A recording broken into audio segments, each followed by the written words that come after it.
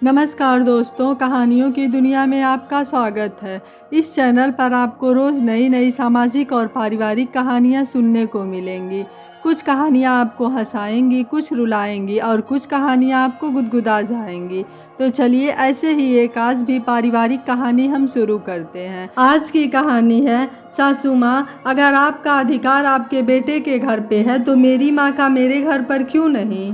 सुनो, कल आते हुए प्याज और आलू ले आना। अच्छा, और कुछ लाना है क्या? नहीं। हाँ, एक काम करना, जाते समय चना ले जाना, मैंने बांध के रखा है।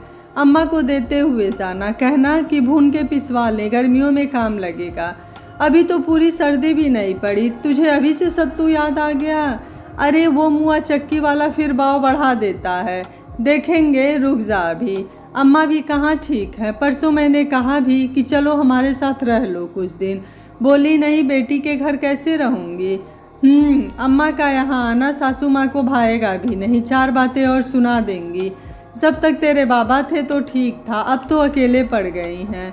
क्या करें, भगवान की जो मर्जी, अपने हिस्से के दुख तो सबको काटने ही है। ये क्या बात हुई? छोड़ो, जो हो ही नहीं सकता उसे लेकर क्या बहस करना। तू भी ना, जो माँ कहती है वो आंख बंद करके मान लेती है। तुम्हारी माँ है, वरना दुनिया कहेगी कि कुलच्छनी हूँ। देख, तुझे जो करना है कर, और जो मैं चाहता हूँ वो मैं करूँगा। कुछ वैसा वैसा मत करना, नहीं तो माँ का गुस्सा मुझ पर ही निकलेगा। तू आराम किया कर और माँ की बातों पर ध्यान मत दिया कर, 7वां महीना है। सुनो, माँ मेरी गोद भराई की रस्म को कह रही थी, उसके बाद मुझे अम्मा के पास छोड़ आओगे? हाँ, वैसे तो तू कभी भी जा सकती है, 10 मिनट तो लगते हैं। ऐसे नहीं रहने के लिए, बच्चा होने तक। जचकी के लिए तू वहाँ जाएगी? हाँ, रिवाज तो यही है, इसी बहाने अम्मा के पास रह लूँगी। जब से हमारा ब्याह हुआ है कभी ठीक से बैठकर बात नहीं हुई अम्मा से। बाबा के जाने के बाद भी अम्मा से ज़्यादा नहीं मिल पाई। पता है मुझे, पर माँ का क्या करूँ, इतनी कड़वी जुबान है कि क्या कहें अब। तुम माँ से बात करके देखो। बस मुँह की ही कड़वी है, दिल तो सोने सा खरा है। अभी नहीं, तेरी गोद भराई के बाद ही बात करूँगा। अच्छा ठीक है, चल खाना खाते हैं। क्या बनाया है आज? मूली तोड़ लाया था, गंधार वही बनी है आज। तो चल परोस। दोनों ने खाना खा लिया तो कैलाश ने कहा, मीरा ये ले। ये क्या? तेरा मीठा पान खाने का मन था? मीरा ने झट से पान लेके उसे एक कटोरी के नीचे छुपा दिया। अरे खाती क्यों नहीं? रात में खाऊंगी, माँ को पता चल गया तो बवाल खड़ा कर देंगी। तभी बाहर से आवाज़ आई, बहू, ओ बहू। आई माँ, वो जल्दी से उठ खड़ी हुई।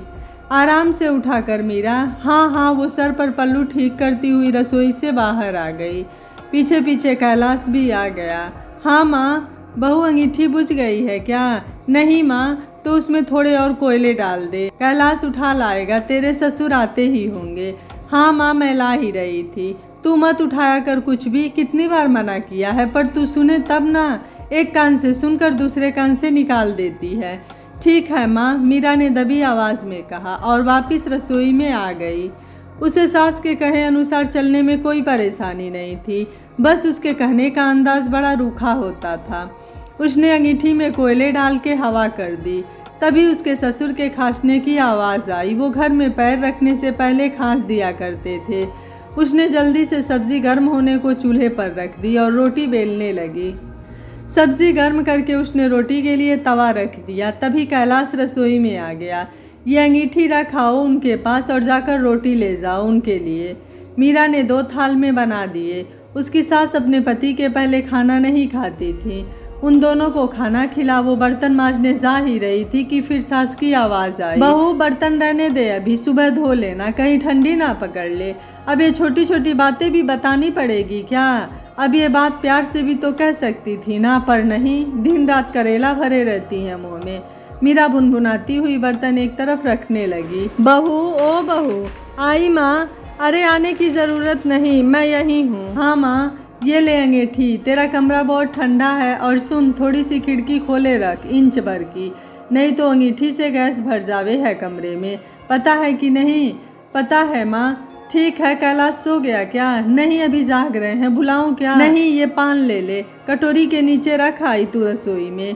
इन दिनों में मन करे तो कोई बात नहीं, चबा ले, पर आदत मत डाल लियो, अच्छी आदत नहीं है, फिजूल का खर्चा और सेहत भी बिगड़े सो अलग। उई माँ, ये कैसे मैं भूल गई। उसने सास के हाथ से पान ले लिया।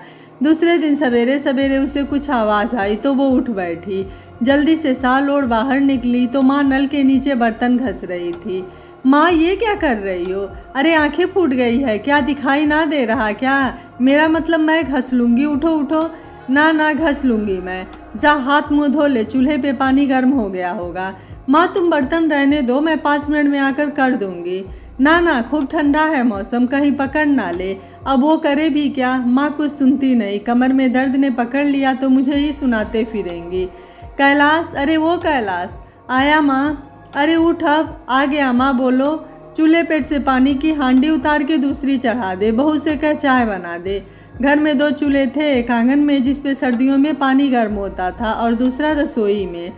अच्छा। कैलाश ने हांडी उतार कर मुँह हाथ धोने वाली जगह पर रख दी और दूसरी हांडी पानी डालकर चूल्हे पर चढ़ा दी।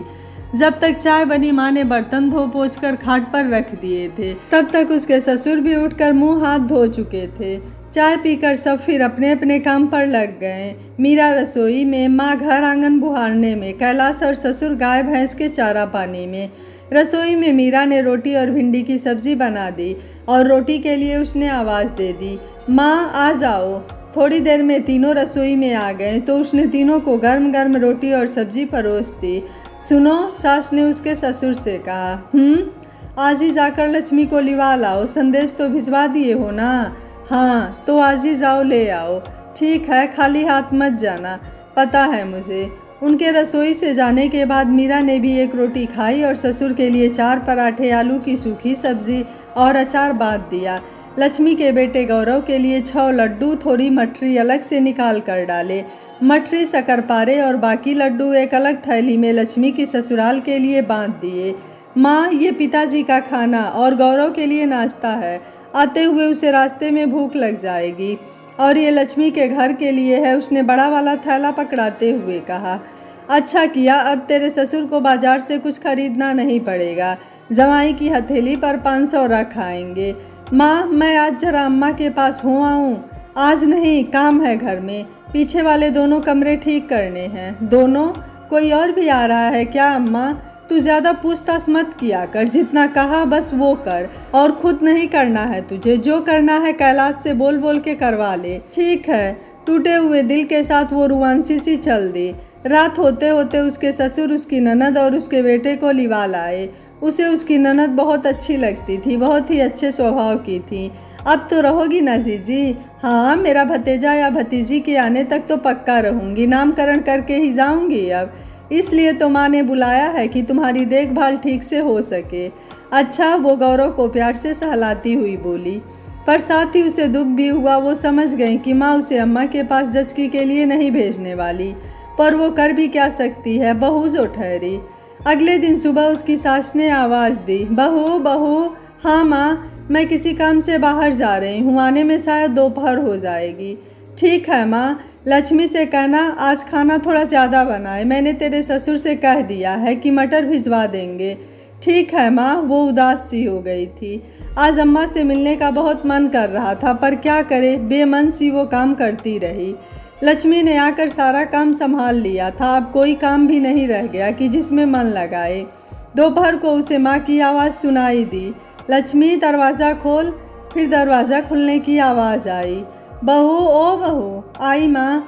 वो आंगन में आई तो मारे हैरानी के उसकी आंखें फैल गई। अम्मा और माँ धूप में खाट पे बैठी थीं। अम्मा तुम? वो अम्मा के गले लग गई। ना चाहते हुए भी उसकी आंखों से आंसू बहने लगे। पता नहीं क्या खा के पैदा की हो इसे बहन, मरी खुशी में भी रोती है, माँ बोली। पर इस समय उसे बिल्कुल बुरा नहीं लगा था, बल्कि उसे हंसी आ गई।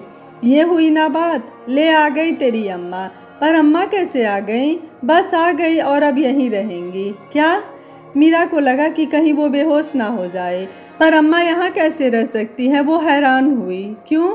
जब कैलाश की माँ यहाँ रह सकती है तो तेरी अम्मा क्यों नहीं रह सकती? और ये तेरी अम्मा नहीं है, ये तो तेरे ससुर की बहन है जो भाई भाभी के पास रहने आई हैं। मैं समझी नहीं। तू समझेगी भी नहीं। लक्ष्मी को बोल खाना लगाए, भूख लगी है। कहती हूँ माँ। वो अंदर चली गई, पर अम्मा को देख बड़ी खुश थी। माँ खाना। लक्ष्मी खाने के 2 थाल ले आई। लो गुणवती बहन, खाना शुरू करो। ऐसा मत करो सुचित्रा बहन, लोग क्या कहेंगे। हे भगवान, तुम दोनों माँ बेटी एक सी हो। कितना समझा बुझा के लाई, पर फिर वही बात। अरे लोगों का क्या है, बकते रहें। अब यहाँ बेटी की जचकी तक रहोगी तो क्या भूखे मरोगी। चलो खाना खाओ। मीरा चुपचाप खड़ी देख रही थी। उसे उसकी सास कभी समझ ही ना आई थी। उसकी अम्मा ज़्यादा नहीं बोलती थी और बाबा के जाने के बाद तो और भी चुप हो गई थी। उसकी सास की जिद के आगे उसकी एक न चली और उसने खाना शुरू कर दिया। ये देख मीरा सुकून से भर गई। आज उसके दिल में सास के लिए प्रेम उमड़ आया था। वो समझ गई कि दूसरा कमरा अम्मा के लिए ही साफ करवाया गया है। रात को जब वो बाथरूम जाने के लिए सास ससुर के कमरे के सामने से निकली तो उसके कानों में सास ससुर की आवाज़ सुनाई दी। उसकी सास की आवाज़ में थोड़ा गुस्सा था, इसलिए वो रुक कर सुनने लगी कि क्या हुआ है। मुझसे तो ये बात करना मत, तू समझ नहीं रही मेरी बात। बहू के भाई को बुरा नहीं लगेगा? लगता है तो लगा करे। 10 महीने से ज़्यादा हो गए समधी जी को सिधारे। उसे नहीं पता कि उसकी माँ अकेली हो गई हैं। बैठा है शहर में बीबी को लेके। माँ का कोई ध्यान ही नहीं। बाप की तेरहवीं के बाद जो गया तो आज तक पलट कर भी नहीं देखा। मेरे सामने आए तो जूता मारूं। हाँ, गलत तो बहुत किया है सूरज ने। माँ का ध्यान तो रखना चाहिए था उसे। वही तो, भगवान ना करे कभी बीमार हो जाए, कौन देखे। ये तो है, इसलिए मैं उसे यहाँ ले आई। जब बेटे का घर अपना हो सकता है तो बेटी का क्यों नहीं। अब उसे जाने ही नहीं दूंगी यहाँ से। ठीक है, पर ध्यान रखना उनका, अपनी ज़ुबान पे काबू रखना। हाँ, मुझे भी लगता है कि कुछ फालतू ही बोल जाती हूँ मैं। परसों बहू की आंखें गीली हो गई थी, देखा मैंने। मेरे लिए तो जैसी लक्ष्मी वैसी ही मीरा, कोई फ़र्क नहीं है। तू बहुत अच्छी है, ये बात बहू समझ जाएगी धीरे धीरे। मुझे तो बहुत बुरा लगा। एक तो बेचारी के सर से बाप का साया उठ गया। भाई है तो उसे माँ और बहन से कुछ लेना देना भी नहीं। माँ से मिलने को मैंने मना कर दिया परसों, तो उसको बहुत दुख हुआ होगा। पर तू तो ये पहले से सोच चुकी थी ना कि समधन को यहाँ ले आएगी। हाँ, पर उसे थोड़ी पता था। बेटी है, दिल तोड़ दिया उसका मैंने। अब तो समझ गई होगी। हाँ चल अब सो जा, समधन सो गई। हाँ, थोड़ी देर पहले झाँक कर आई थी कमरे में, सो गई थी। अच्छा, मुझे सुबह खेत पर जल्दी जाना है, दोपहर को नहीं आऊँगा, मजदूर काम चोरी करते हैं। अच्छा चलो ठीक है।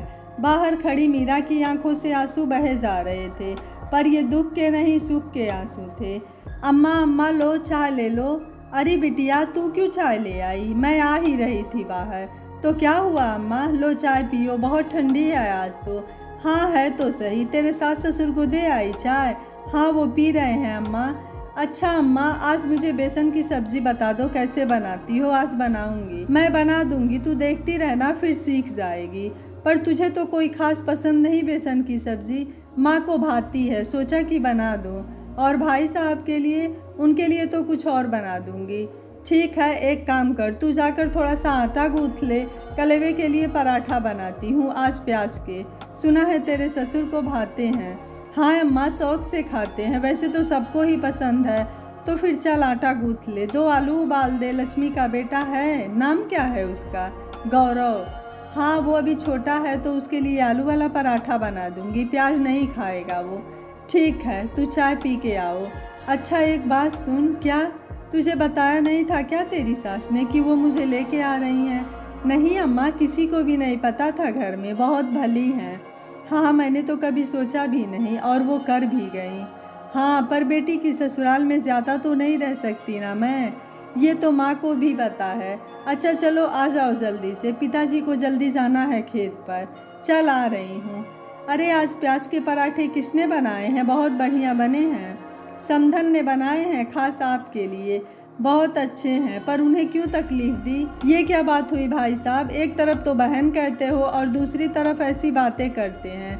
मीरा की अम्मा ने रसोई से बाहर आते हुए कहा। मैंने तो यूं ही कह दिया बहन, सच में बहुत बढ़िया है। लक्ष्मी थोड़ा मक्खन और दे तो। हाँ पिताजी लो। लक्ष्मी बिटिया ये ले, गौरव के लिए आलू वाला पराठा है, बिना मिर्ची का, तू उसे आराम से बैठ के खिला दे। सच में अम्मा, मज़ा आ गया पराठे का आज, कैलाश बोल उठा। मीरा को सिखा दिया है इसका मसाला दामाद जी, जब चाहो बनवा के खा लेना। कितना भी मसाला बनाना सिखा दो बहन, स्वाद तो जो तुम्हारे हाथ में है उसका जवाब नहीं। मीरा की सास बोल उठी।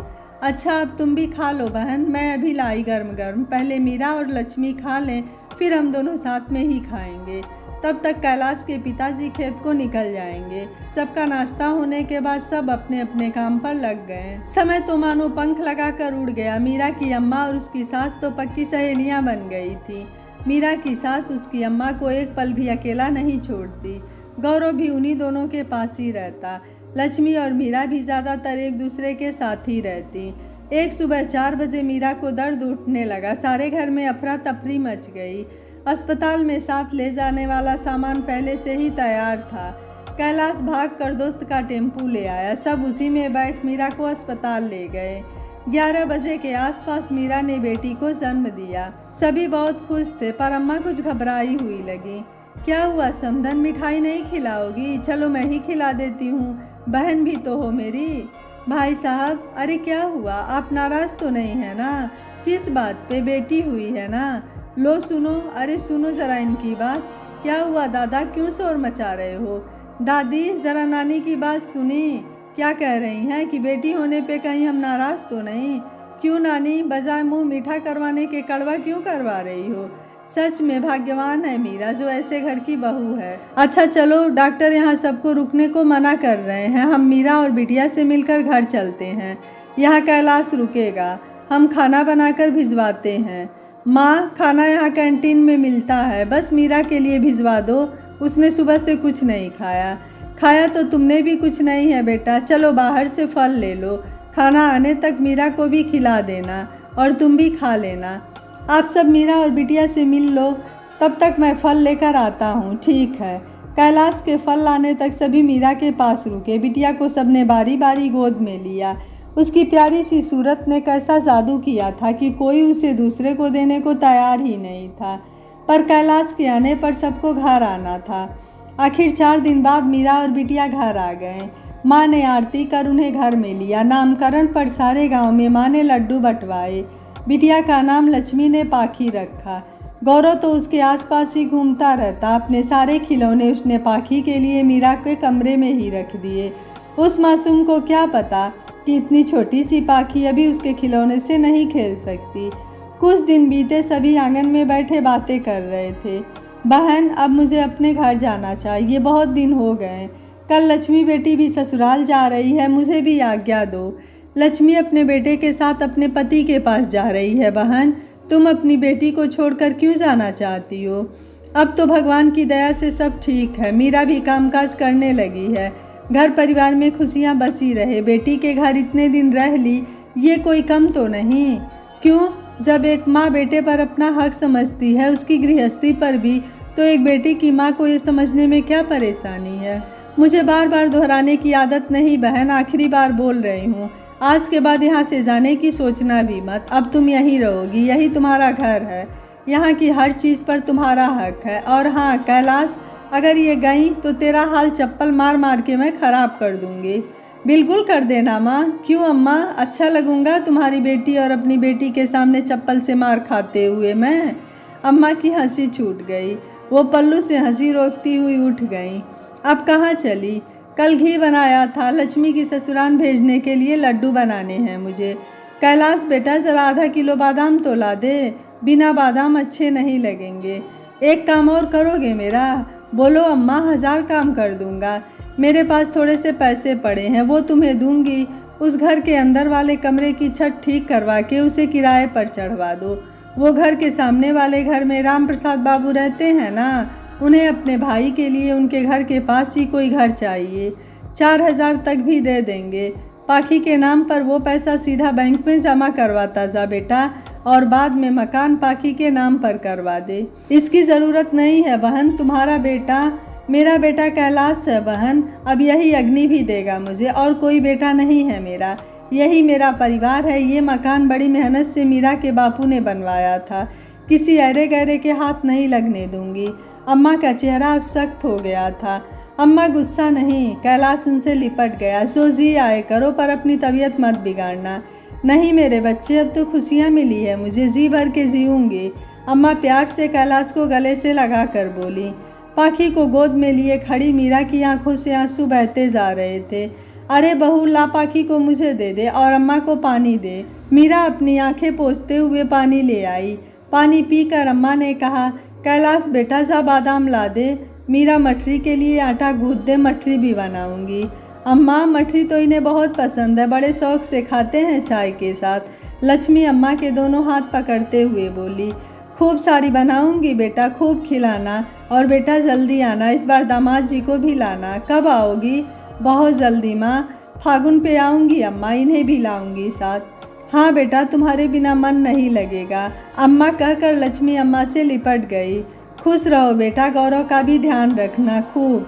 अब रसोई में जाने दो वरना मठरी और लड्डू रह जाएंगे, अम्मा हंसते हुए बोली। अम्मा लड्डू और मठरी बनाते हुए सोच रही थी कि काश हर बेटी को ऐसा ही ससुराल मिले तो कभी भी कोई माँ बेटों के छोड़ देने के बाद बेटी रहते ही बेसहारा ना हो।